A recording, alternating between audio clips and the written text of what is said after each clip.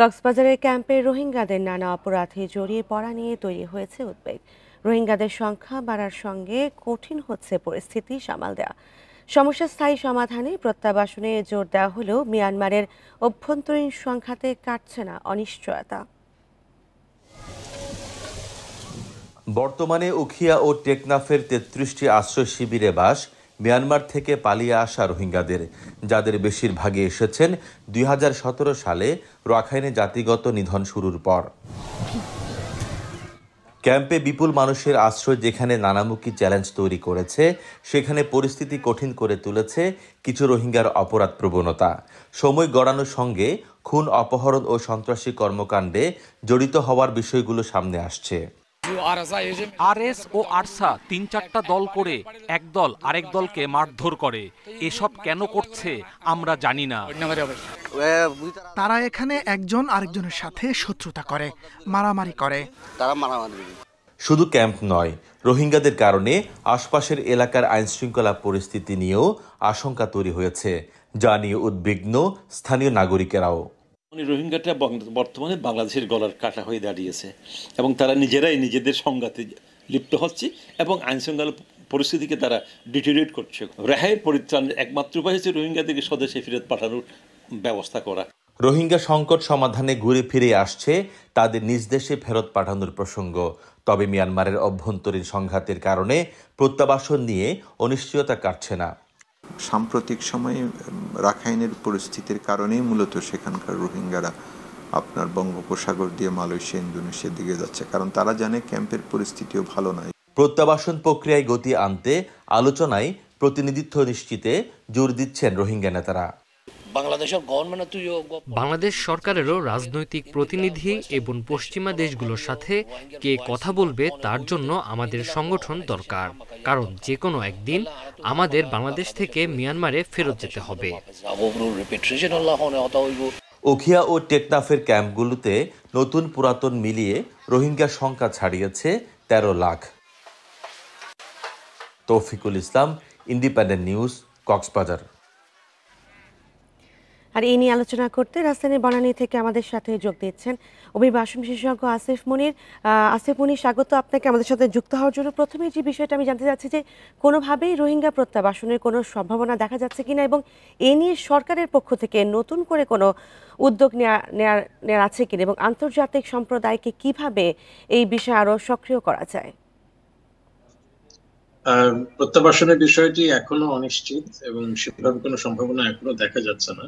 আর নতুন উদ্যোগের কথা যেটা বললেন, যে বর্তমান সরকার যেটা চেষ্টা করেছে, বিশেষ করে জাতিসংঘে বিগত সেপ্টেম্বরে যে সাধারণ পরিষদের সভা হয়েছে, সেটার পাশাপাশি কিছু সাইডলাইন বৈঠকে আমাদের মাননীয় প্রধান উপদেষ্টা প্রস্তাব রেখেছিলেন যে একটা আন্তর্জাতিক সম্মেলন রোহিঙ্গা বিষয়ে আলাদাভাবে করার জন্য। যদিও জাতিসংঘের বিভিন্ন বৈঠকে এটা নিয়ে আলাপ হয়, তো সেটা তখন সবাই সম্মত হয়েছে, অনেক দেশই সম্মত হয়েছে এবং সেটার একটা প্রস্তুতি পর্ব চলছে। সেটার ভিত্তিতে আমরা যেটা জানি যে আগামী সেপ্টেম্বরে যখন আবার এই সভা হতে যাচ্ছে জাতিসংঘের, সেখানে একটা বড় বৈঠক হবে জাতিসংঘের সদস্য রাষ্ট্রদের নিয়ে, যে এই ব্যাপারটা সমাধানে কি কি করা যায়। আরেকটা হচ্ছে যে আলাদা একটা আন্তর্জাতিক সম্মেলন হওয়ার কথা কাতারের দোহাতে ডিসেম্বরে। এই দুইটা একটা নতুন উদ্যোগ বলা যেতে পারে এবং সেই অনুযায়ী কিছুটা কূটনৈতিক তৎপরতা শুরু হয়েছে। যেমন আমরা জানি যে এই আগামী কয়েকদিনের মধ্যেই কক্সবাজারে আমাদের মাননীয় প্রধান উপদেষ্টা যাবেন এবং সেখানে বেশ কিছু কূটনীতিকদেরকে আহ্বান করা হয়েছে। গত কয়েকদিন আগে তাদেরকে ব্রিফিং দেওয়া হয়েছে। কাজে একটা প্রস্তুতি পর্ব চলছে অন্তত আন্তর্জাতিকভাবে এই বিষয়টিকে আবার আলোচনার সামনে নিয়ে আসার ক্ষেত্রে। ক্যাম্পে থাকা রোহিঙ্গারা যাতে অপরাধে না জড়িয়ে যায় সেটি কিভাবে নিশ্চিত করা সম্ভব, এবং তাদেরকে নজরদারির মধ্যে রাখা কি আদৌ সম্ভব বলে আপনি মনে করেন? হ্যাঁ, যেটা আপনাদের প্রতিবেদকও বলছিলেন যে কিছু রোহিঙ্গা এরকম আইন শৃঙ্খলা পরিস্থিতি অবনতির জন্য দায়ী, সেটার কারণে রোহিঙ্গারা নিজেরাই সবচেয়ে বেশি আতঙ্কে রয়েছে। তো সেটা একেবারে যে আমরা অ্যাড্রেস করতে পারছি না তা না। আমরা বিভিন্ন সময় দেখেছি যে আমাদের আইন শৃঙ্খলা বাহিনী, বিশেষ করে বিশেষ বাহিনী যেগুলো আছে এবং আমাদের গোয়েন্দা সংস্থার তৎপরতায় মাঝে মাঝে কিছু নেতৃস্থানীয় এইসব সশস্ত্র বাহিনীর লোকজনকে পাকড়াও করা হয়েছে এবং তাদেরকে আইনের প্রক্রিয়ায় আনা হয়েছে। কিন্তু ব্যক্তিকে যখন আমরা অ্যারেস্ট করছি, সংগঠনটি তো রয়ে যাচ্ছে বা তাদের সাংগঠনিক প্রক্রিয়াটা রয়ে যাচ্ছে। সেটিকে নির্মূল করার ক্ষেত্রে একটা উদ্যোগ দরকার। তো সেই ক্ষেত্রে এই ধরনের ঘটনা কিন্তু অন্যান্য শরণার্থী শিবিরেও হয়, অন্যান্য দেশেও হয়। এই আন্তর্জাতিক অভিজ্ঞতাকে কাজে লাগানো যেতে পারে এবং আমাদের বিশেষ করে বাংলাদেশের কিন্তু একটা সুনাম রয়েছে বিশ্বে পিস কিপিং এ, শান্তি রক্ষা বাহিনীর ক্ষেত্রে। তো সেই অভিজ্ঞতাকে কাজে লাগিয়ে ক্যাম্পের ভেতরে শুধুমাত্র স্বাভাবিক আইন শৃঙ্খলা বাহিনীর তৎপরতা না, বিশেষভাবে যদি আমাদের সামরিক বাহিনীর একটা গোষ্ঠী কাজ করে বা পরামর্শ দেয় যে কি করে এখানে আইন শৃঙ্খলা নিয়ন্ত্রণ করা যায়, কারণ এখানে সশস্ত্র গোষ্ঠীগুলো রয়েছে এবং অস্ত্রগুলো কিন্তু আমাদের দেশের বাইরে থেকে বর্ডার দিয়ে আসছে। তো এখানে বর্ডারকে নিয়ন্ত্রণ করার ব্যাপার, অস্ত্রের আনাগোনা বন্ধ করা, মানুষের অবাধ চলাফেরা বন্ধ করা, এই প্রক্রিয়াগুলো জোরদার করা দরকার সমন্বিত উদ্যোগ নিয়ে। সেটা করা সম্ভব এবং কিছু চিরুনি অভিযান চালিয়ে গোষ্ঠীগুলোকে একেবারে সমূলে উৎপাটিত করার একটা প্রক্রিয়া থাকা দরকার।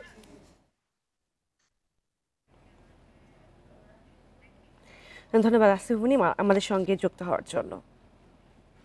রোহিঙ্গা সংকট নিয়ে আমাদের সাথে আলোচনায় ছিলেন অভিবাসন বিশেষজ্ঞ আসিফ মুনির। চলে যাচ্ছি পরবর্তী সংবাদে। নির্বাচনী দায়িত্বে পুলিশ নিয়োগ নিয়ে হিমশিম খাচ্ছে সরকার, কারণ বিগত 3 নির্বাচনের বিতর্কিতদের এবার দায়িত্ব দেওয়া হবে না, অথচ পুলিশ সদস্য প্রয়োজন 1.5 লাখ, যা এত অল্প সময়ে পূরণ করা অসম্ভব। এছাড়া পুলিশের মনোবল নিয়েও সন্দেহ রয়েছে। এই পরিস্থিতিতে নির্বাচনের সেনাবাহিনীকেই সর্বোচ্চ দায়িত্ব নিতে হবে বলে মনে করেন বিশ্লেষকেরা। আগামী ফেব্রুয়ারিতে হবে ত্রয়োদশ সংসদ নির্বাচন। এর মধ্যে প্রস্তুতি শুরু করেছে পুলিশ। বাহিনীর মোট জনবল 1,93,487 জন। নির্বাচনের জন্য লাগবে 1.5 লাখ। সেপ্টেম্বরে শুরু হবে তাদের প্রশিক্ষণ। অথচ বিগত 3 নির্বাচনের বিতর্কিত ওসি, অতিরিক্ত পুলিশ সুপার, এসপি ও ডিআইজিদের বাদ দেওয়ার সিদ্ধান্ত হয়েছে। রাজনৈতিক বিশ্লেষকরা বলছেন, নির্বাচন সুষ্ঠু ও শান্তিপূর্ণ করতে পুলিশের ভূমিকা গুরুত্বপূর্ণ। তবে তারা মানসিকভাবে এখনও অপ্রস্তুত। ফলে নির্ভর করতে হবে সেনাবাহিনীর উপর। আর্মিকে ব্যবহার করা, যেটা আওয়ামী লীগ আমলে আর্মিকে এই দায়িত্ব থেকে দূরে রাখা হয়েছিল আর কি। সবসময় ইলেকশনের ডিউটিগুলোতে তো আর্মি করে আসতেছিল। আগের যতগুলো ভালো ভালো ইলেকশন হয়েছে সবগুলো ইলেকশনে আর্মির একটা রোল ছিল। সুতরাং এবার যদি তারা সেই রোলটা প্লে না করে তাহলে তো তাদের অর্গানাইজেশনাল একটা দুর্নাম হবে। এবার নির্বাচনে সেনাবাহিনীর 80,000-এর বেশি সদস্য মোতায়েনের সিদ্ধান্ত হয়েছে। সব বাহিনী মিলে দায়িত্ব পালন করবে প্রায় 8 লাখ সদস্য। Khaled Raihan, independent news, Dhaka. জাতীয় নির্বাচনের জন্য মাত্র 15,851 জন পুলিশ সদস্য নিয়োগ পেয়েছে। স্বরাষ্ট্র উপদেষ্টা জানান, পুলিশ ছাড়াও বিজিবি, আনসার সহ 27,637 জন নতুন সদস্য নেওয়া হয়েছে। সোমবার বিকেলে সচিবালয়ে এক সভা শেষে তিনি তথ্য দেন। উপদেষ্টা আরও বলেন, মব জাস্টিস এখনও চলছে, তবে তা কমাতে চেষ্টা করছে সরকার। সোমবার সচিবালয়ে অনুষ্ঠিত হয় আইন শৃঙ্খলা সংক্রান্ত কোর কমিটির 12তম সভা। পরে সংবাদ সম্মেলন করেন স্বরাষ্ট্র উপদেষ্টা। তিনি জানান, গত 1 বছরে পুলিশে 15,851 জন, বিজিবিতে 4,469, আনসারে 5,551, কারা অধিদপ্তরে 1,558 এবং ফায়ার সার্ভিসে 208 জনকে নিয়োগ দেওয়া হয়েছে। র্যাব ও কোস্টগার্ডেও নতুন সদস্য আনা হয়েছে, যারা সবাই আগামী সংসদ নির্বাচনের আগেই কাজ শুরু করবে। সংখ্যাটা আবার বলি, পুলিশ হলো 15,851 জন, বিজিবি হলো 4,469 জন, আনসার হলো 5,551 জন, ফায়ার হলো 208 জন, আর কারা হলো 1,558 জন। এক প্রশ্নের জবাবে তিনি জানান, 15 আগস্ট ধানমন্ডি 32 নম্বরে ফুল দেওয়া নিয়ে কোনো নির্দেশনা ছিল না, তবে কোনো অপ্রীতিকর ঘটনা যাতে না ঘটে সেজন্য ছিল সতর্ক অবস্থান। যেমন রংপুরে একটা মব জাস্টিস হয়েছে কিছুদিন আগে, যদি ঢাকার এই সব এলাকায় কমছে, কিন্তু আশেপাশে কিন্তু মব জাস্টিস 2-1টা হয়ে যাচ্ছে। এটার আমরা চেষ্টা করতেছি যতটা কমায় নিয়ে আসা যায়। নির্দেশনা ছিল আমি জানি না, বাট আমাদের ক্ষেত্রেও যে ফুল দেওয়া ঠেওয়া দেওয়া, আপনারাই তো জানেন পরিস্থিতি কি। এটার ক্ষেত্রে আমাদের ক্ষেত্রে যেন কোনো রকমের অপ্রীতিকর ঘটনা না ঘটে, এই ব্যাপারে আমাদের নির্দেশনা ছিল। হারুন সহ 18 পুলিশ কর্মকর্তাকে বরখাস্ত করা স্বাভাবিক প্রক্রিয়া বলে জানান স্বরাষ্ট্র উপদেষ্টা। Hasib Mahmud Shah, independent news, Dhaka. এখন থেকে স্থানীয় সরকার নির্বাচনে দলীয় পরিচয় ও প্রতীক থাকছে না, এই বিষয়ক অধ্যাদেশে সই করেছেন রাষ্ট্রপতি মোহাম্মদ শাহাবুদ্দিন। সোমবার রাতে এ তথ্য জানানো হয়েছে। ইউনিয়ন পরিষদ, উপজেলা পরিষদ, পৌরসভা ও সিটি কর্পোরেশন আইন সংশোধনের প্রস্তাবে 24 জুলাই সম্মতি দেয় উপদেষ্টা পরিষদ। গত বৃহস্পতিবার ফেসবুক পোস্টে স্থানীয় সরকার উপদেষ্টা আসিফ মাহমুদ জানান, দলীয় প্রতীকে স্থানীয় সরকার নির্বাচনের আর কোনো সুযোগ নেই। বিগত সময়ে দলীয় প্রতীক পাওয়া না পাওয়া নিয়ে অনেক হানাহানি হয়েছে। 2015 সালের সিটি কর্পোরেশন, পৌরসভা, উপজেলা ও ইউনিয়নে দলীয় প্রতীকে ভোটের বিধান রেখে আইন সংশোধন করে বিগত আওয়ামী লীগ সরকার। সেটি সংশোধন করে নতুন অধ্যাদেশ জারি হলো।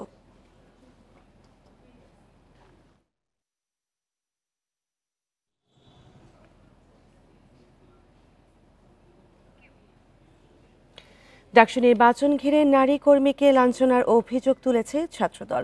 শুরুতেই সমান সুযোগ নিশ্চিতে প্রশাসনকে ব্যর্থ বললেন নেতারা।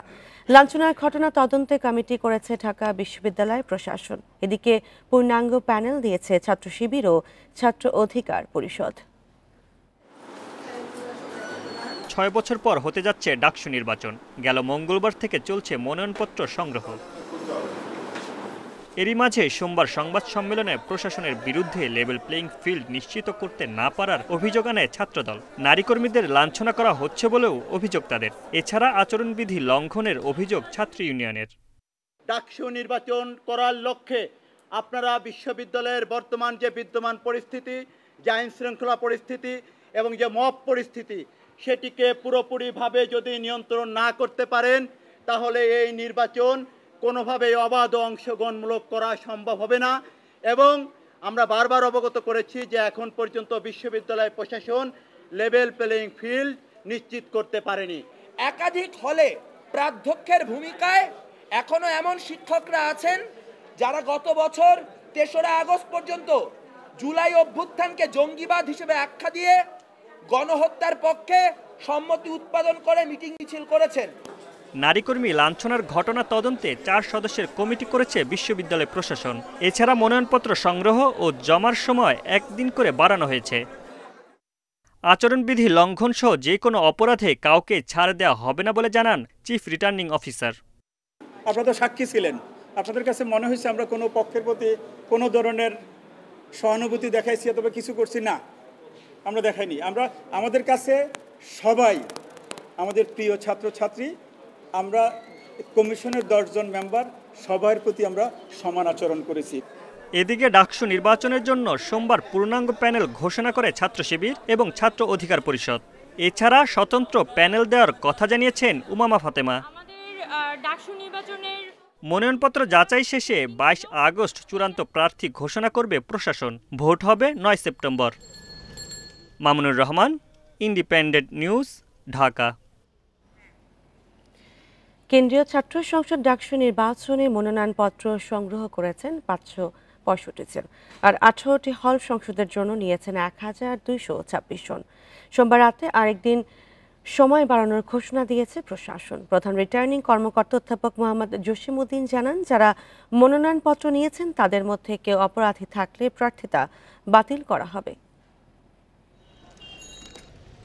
28 বছর পর ডাকসু নির্বাচন হয় 2019 সালে। 6 বছর পর আবারও নির্বাচন হচ্ছে 9 সেপ্টেম্বর। 12 আগস্ট থেকে শুরু হয়েছে মনোনয়নপত্র সংগ্রহ।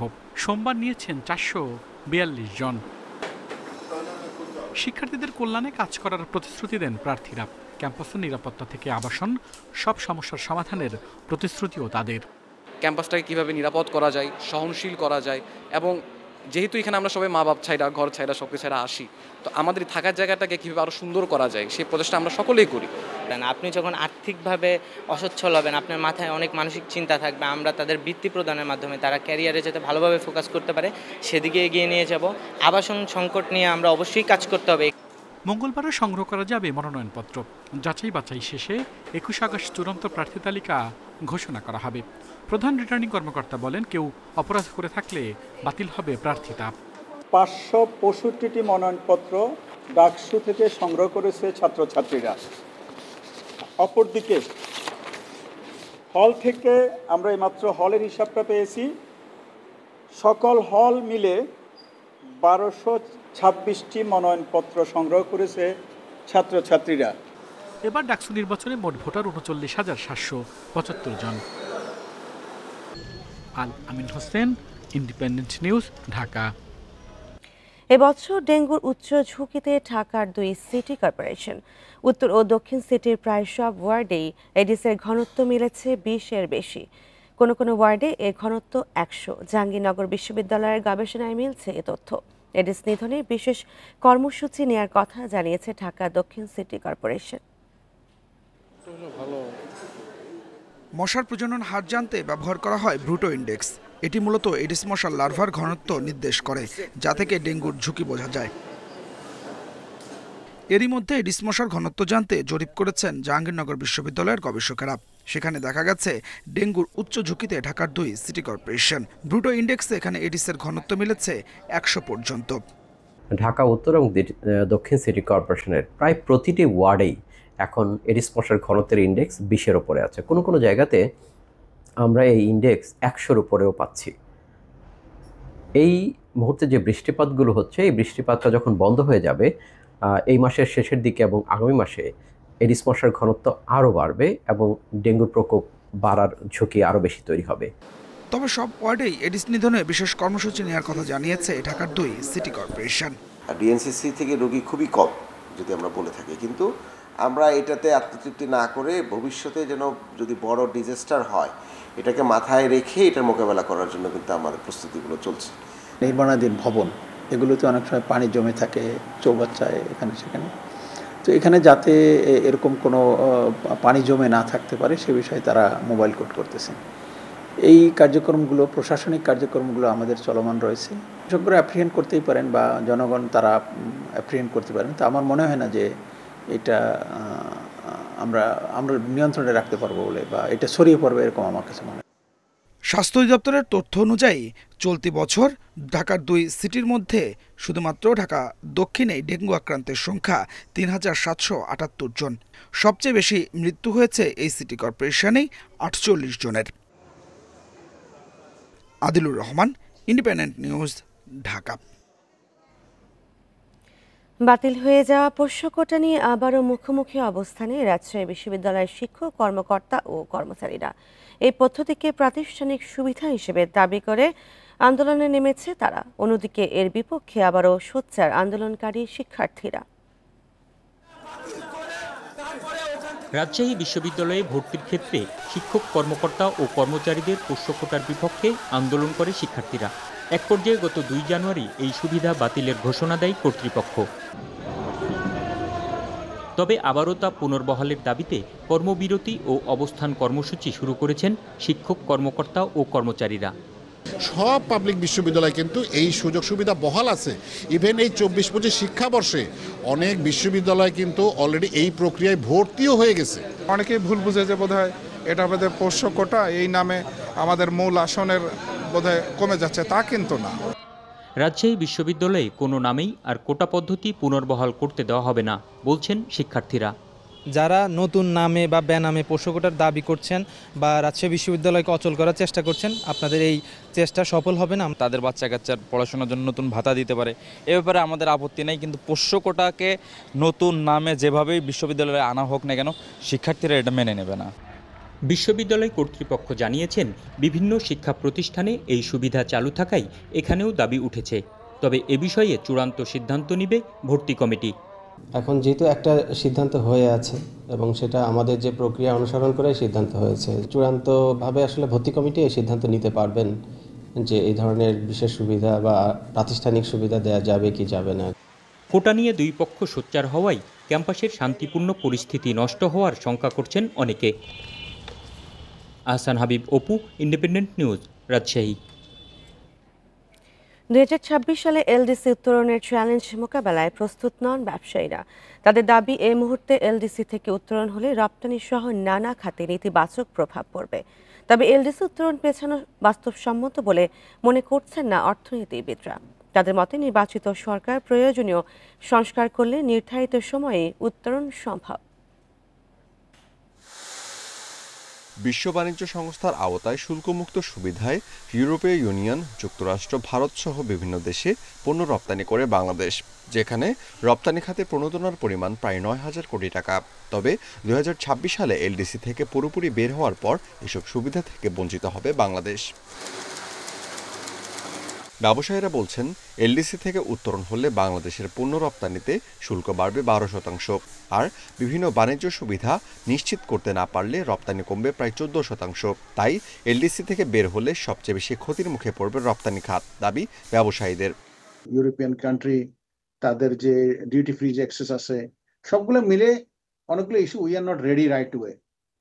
তো অনেক সমস্যার মধ্যে আমরা আবর্তন হয়ে যাবে এবং কস্ট অফ বিজনেস নিয়ে আমাদের আপনার চ্যালেঞ্জ চলে আসবে। আমাদের আরেকটু সময় ব্রিদিং দরকার। অর্থনীতিবিদরা বলছেন, উন্নয়নশীল দেশের কাতারে ওঠার রোডম্যাপ নিয়ে ব্যবসায়ীরা বেশ কয়েক বছর ধরে সময় পাওয়ার পরও প্রস্তুত হচ্ছে না। তবে এখন এই কারণ দেখিয়ে সময় পেছানো যাবে না। তাই নির্ধারিত সময়ে এলডিসি উত্তরণের পক্ষে বিশ্লেষকরা। যদিও ব্যবসায়ীদের দাবির পরিপ্রেক্ষিতে এলডিসি উত্তরণ নিয়ে পর্যালোচনা করছে সরকার। বহির্ভূত যারা রয়েছেন প্রায় সকলেরই এক ধরনের মানসিকতা রয়েছে, সেটি হলো চাপে পড়লেই কেবলমাত্র আমরা সংস্কার অনুবর্তী হই, অতিরিক্ত ব্যয়ের সম্মুখীন হতে হচ্ছে। সেই জায়গাগুলো সংশোধন করাটা আমার কাছে অনেক বেশি গুরুত্বপূর্ণ মনে হয়। তার কারণ হলো স্বল্পোন্নত দেশ থেকে বেরিয়ে গেলে যে সমস্ত জায়গাগুলোতে সংস্কার করতে হবে, সেই সংস্কারের জায়গাগুলোর ক্ষেত্রে আমাদের খুব বেশি উদ্যোগ নেই। আলাপ হচ্ছে এখানে, আমি আলাদা করে এটা নিয়ে তার বলতে পারি। আমি অর্থনীতিবিদ হিসাবে এই রুমের বাইরে, সরকারের বাইরে গিয়ে অনেক কিছু বলা যাচ্ছে, কিন্তু এখানে সরকারের অনেকগুলো কমিটি কাজ করছে। এলডিসি উত্তরণের চ্যালেঞ্জ মোকাবেলায় রপ্তানি পণ্য ও বাজার বহির্মুখীকরণে জোর দিচ্ছেন বিশ্লেষকরা। Amirul Islam, independent news, Dhaka. সিলেটের কোম্পানিগঞ্জ থেকে আরও 50,000 ঘনফুট সাদা পাথর উদ্ধার করেছে পুলিশ। সোমবার রাতে কোম্পানিগঞ্জের পারোয়া এলাকা থেকে পাথরগুলো উদ্ধার করা হয়।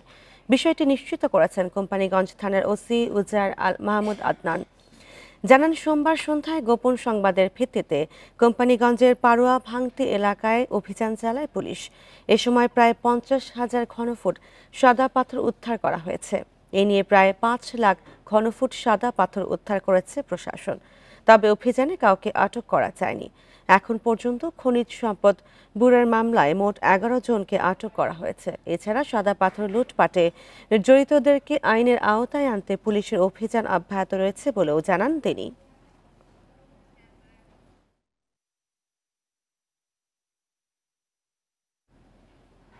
সুনামগঞ্জ সিলেট আঞ্চলিক মহাসড়কে প্রায়ই দুর্ঘটনায় ছুটছে প্রাণ।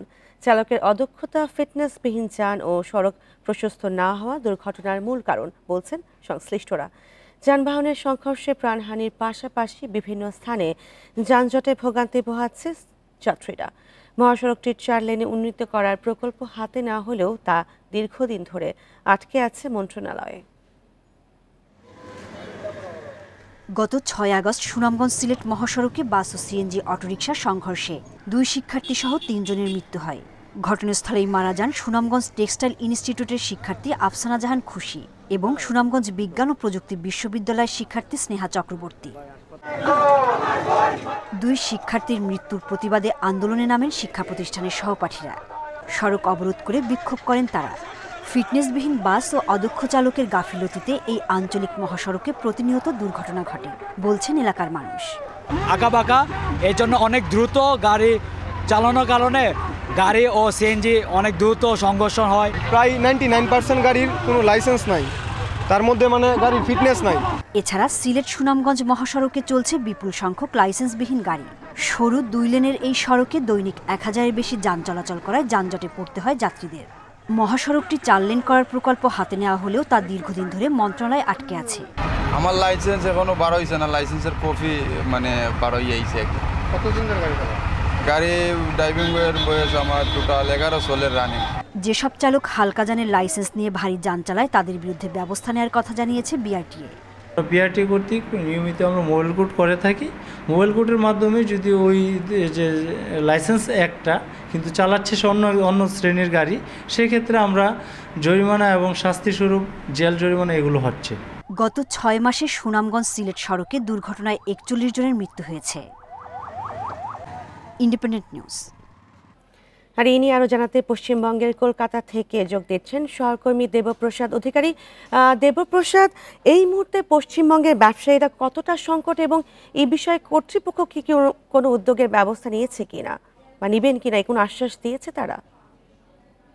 দেখুন, কলকাতার Hogg market, SS Hogg market যেটাকে নিউ মার্কেট বলে পরিচিত, এই নিউ মার্কেটে গত বছর মানে 1 বছর আগে 5ই আগস্টের পরে বেশ কিছুদিন যদিও ভিসা, যেহেতু পুরনো ভিসা ছিল সেই কারণে এখানে একটা জমজমাট অবস্থা ছিল, কিন্তু তার পরবর্তী সময় অর্থাৎ 5ই আগস্টের 3 মাস পরে আস্তে আস্তে কিন্তু বাংলাদেশি যারা পর্যটক তাদের আসার এখানে সংখ্যাটা কমে যায়, কারণ ভিসা জটিলতা তৈরি হয়।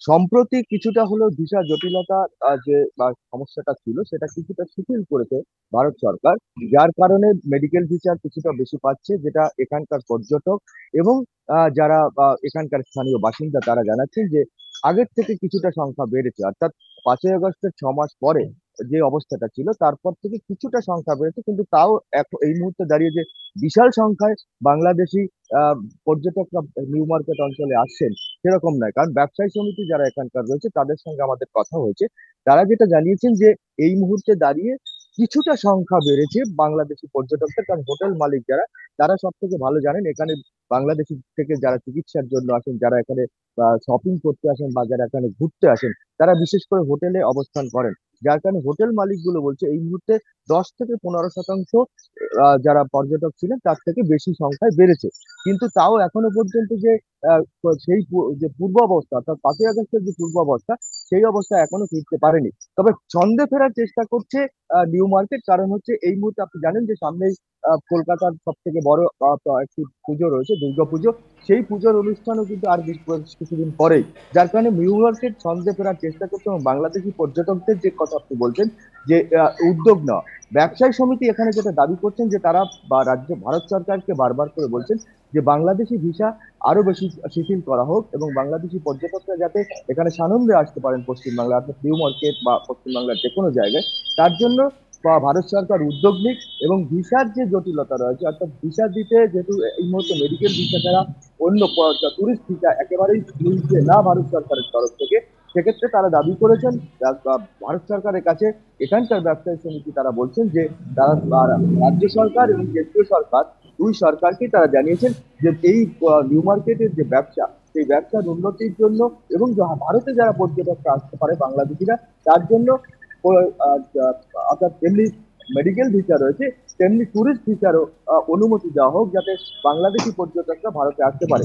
ব্যবসায়িক ক্ষতির কথা আপনি যেটা বলছেন, ব্যবসায়িকভাবে প্রচন্ড ক্ষতির মুখে পড়েছে নিউ মার্কেট অঞ্চল, কারণ এখানে বিশেষ করে বাংলাদেশি পর্যটকদের উপরে ডিপেন্ড করতে হয় এখানকার যারা ব্যবসায়ী রয়েছে, অর্থাৎ যারা ছোট ব্যবসায়ী থেকে বড় ব্যবসায়ী অর্থাৎ এখানকার শপিং মল থেকে শুরু করে এখানকার যারা ফুটে ব্যবসা করেন জামা কাপড়ের ব্যবসা করেন তারা ক্ষতির মুখে পড়েছেন, প্রচন্ড ক্ষতির মুখে পড়েছেন। তারা ইতিমধ্যে কিন্তু বহুবার স্বীকার করেছেন যে বাংলাদেশি পর্যটক না আসার কারণে এখানে তাদের ব্যবসায় ক্ষতি হয়েছে, 60 থেকে 70% ব্যবসায় ক্ষতি হয়েছে।